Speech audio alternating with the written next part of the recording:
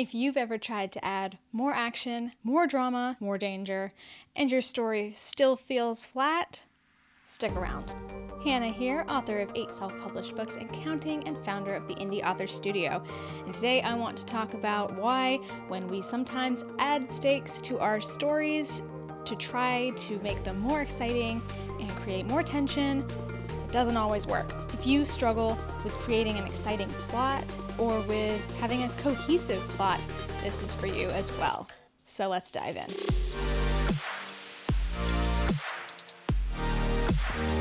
It's a misconception that bigger stakes are automatically better. Readers don't necessarily care how big the stakes are. They care about how the stakes make them feel. The size of the stakes don't automatically matter to the reader.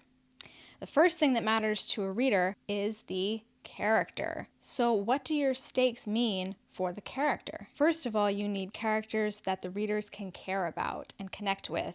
And a lot of that has to do with how personal the stakes of the story are for the character. Is there a famine, a plague, a war? Okay, but what does the main character stand to lose through those events? Or who do they stand to lose? What did they have on the line in this story? That is the first thing readers are going to connect with. You also need a world, a setting, that creates consequences naturally. Maybe this is tied more closely to your villain or your antagonist force.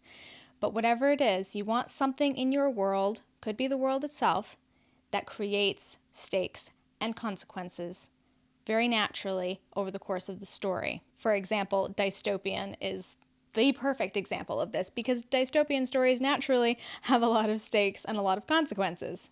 So that's an example of a setting that is creating stakes and consequences. But you can have any setting accomplish this. The biggest mistake with creating drama and tension in a story is not making the stakes personal for the main character, or not making the stakes clear, that maybe they're too vague, or maybe they are not natural to the setting that's been created. Maybe the stakes don't match the villain. Maybe the villain is not well understood or just taking actions because they're evil. We need to have a reason to understand the villain, at least a little bit. We don't have to fully understand the villain. We don't need to be in their head necessarily.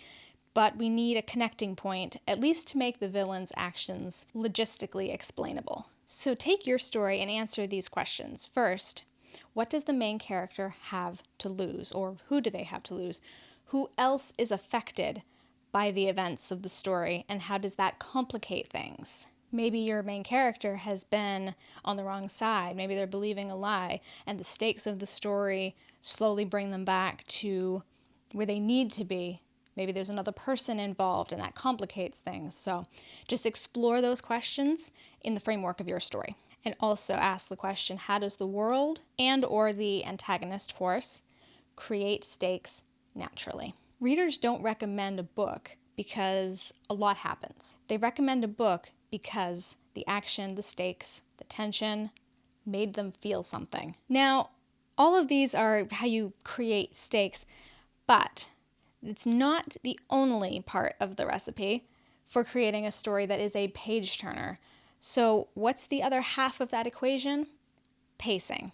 You can have the best plot with great stakes, but if your pacing is off, then a lot of readers are going to be lost in the slow portions of the story. So how do you tackle this aspect? It's not that complicated.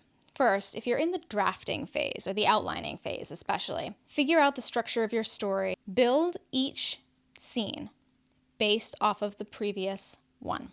So you want each scene to build to the next one, or each chapter at the very least to build to the next one. You may find this is a little tricky with POV switches if you have multiple POVs and you have to introduce a character in one and move the plot along with another. There are exceptions to this, but in general, very important that each scene builds off the previous one. Using this framework will help you to avoid unnecessary scenes, and unnecessary scenes are the quickest way to lose readers because they're going to feel if something was unnecessary and it's going to slow down their reading experience. This can be difficult for a lot of writers because sometimes reducing unnecessary scenes or cutting out unnecessary scenes in the editing process shrinks the book. It lowers your word count.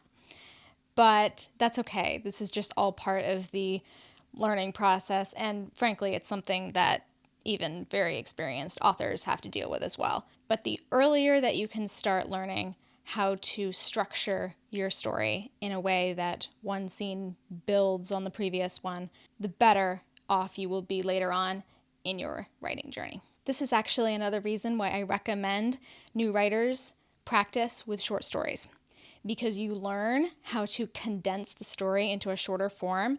You learn pacing, you learn structure, flow very, very quickly. So that's one of the big reasons why I recommend you practice with short stories over and over again, impose a word limit on yourself, and write the story. Learn how to condense story, how to condense a character's arc, action, drama in a short word count.